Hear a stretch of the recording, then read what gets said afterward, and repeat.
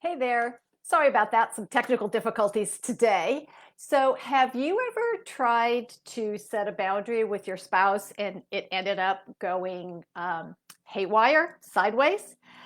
Well, that's what I'm talking about today. I'm Leslie Dories, your marriage coach, creator of the Hero Husband Project, and owner of Foundations Coaching. And if you already know that you have difficulty setting boundaries and want some help with that, invite you to go ahead and put a comment down below or direct message me or send me an email and we'll talk about it. But the thing that I hear about from a lot of people when they try to set a boundary is surprise. The person they want to set a boundary with doesn't really want to abide by that boundary. And now, just to remind you, a boundary is basically just something that is honoring who you are and how you want to be treated. And it is a key way that you create respect from other people and also self respect. But there's a part of setting boundaries that surprises people. And actually, if you are prepared for this, this is the way that you can be successful in setting a boundary.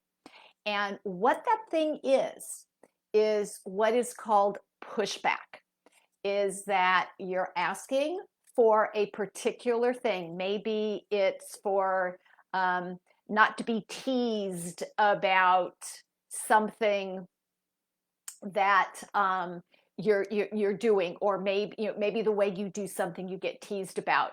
My husband likes to talk about my family, my sisters, my mother, that part of my family, and how loudly we sneeze. And believe me, I can raise the roof when I sneeze. Um, and so I don't mind being teased about that. That doesn't bother me at all. But for some people, that there are other things that I could be teased about that I don't find funny.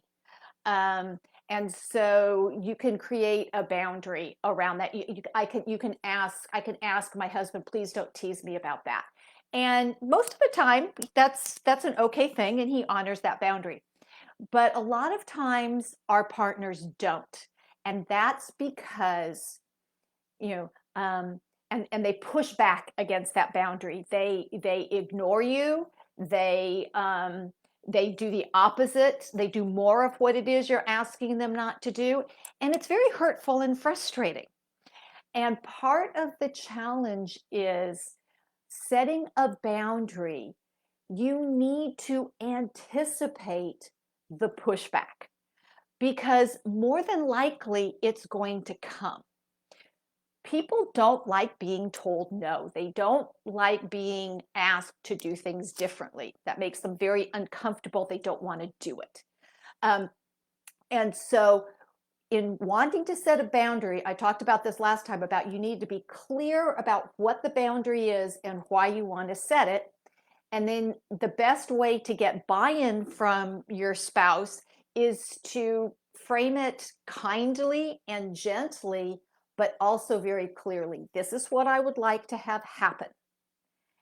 And then right after that, you need to be prepared for the pushback. The pushback could show up as disappointment, as things being turned around on you. Pushback can be about all kinds of things. And guilt is a really good one, right? That somebody or somebody is pouting about it, right? And so what that does is it triggers an emotional response in you that if you can predict what the pushback is going to look like and then prepare for how to handle your own emotions during that pushback. That's the key to successfully setting a boundary. Now, the thing is this is not a one and done, right? Most of the time, we have to reiterate the boundary and we have to be prepared for the pushback that you have to be prepared for the pushback that you're going to get. right? And by the way, pushback is a feature of boundary setting, not a flaw, right? Because you're whoever you're setting the boundary with is probably going to test you to see, is this really a boundary or is this just kind of a like to have? And that's why a lot of boundaries, it's very hard to set boundaries with people because they don't like it. They don't necessarily understand it, and you can get caught up in trying to justify and defend why you want to be treated in a certain way versus just stating, this is the way that I need to be treated. And the other part of a boundary is, and this is where people can kind of look at it like maybe it's a threat, and it's not really. It's not a threat, it's not an ultimatum. But if you don't have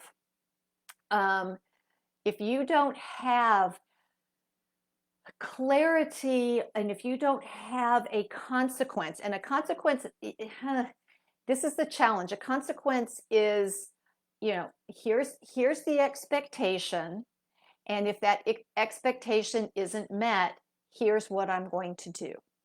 Now, that's a promise. That's not a ultimatum.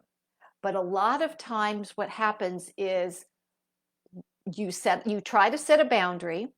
You might even get verbal agreement from your partner, but then the behavior doesn't change, and then you're left, what do I do again? You calmly and clearly repeat the process. You define the boundary. You might even be willing to give an explanation as to what makes this important to you, and that's different than a justification or a defense.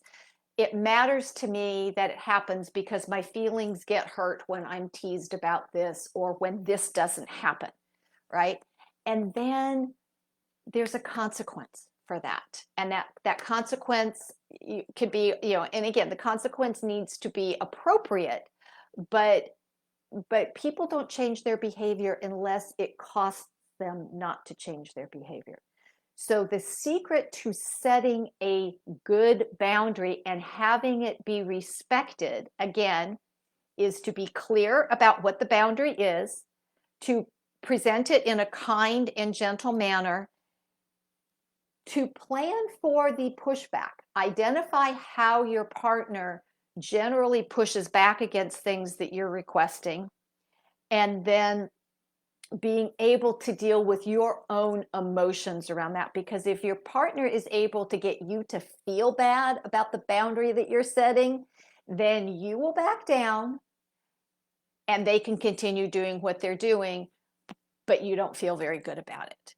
So if you have any questions about boundary setting, if you would like some support with that, then I would really love to help you with it, because we do have to have boundaries, even in our marriages, even in our homes, we have to have boundaries. And being able to set them successfully will make you feel good about yourself and about the relationship. So if you want some help with that, just put in the down below in the comments. Send me a direct message or email me at Lesli, Lesli, at foundationscoachingnc.com. That's FOUNDATIONS, coaching, N as in Nancy, C as in Charlie.com. And until next week, stay loving.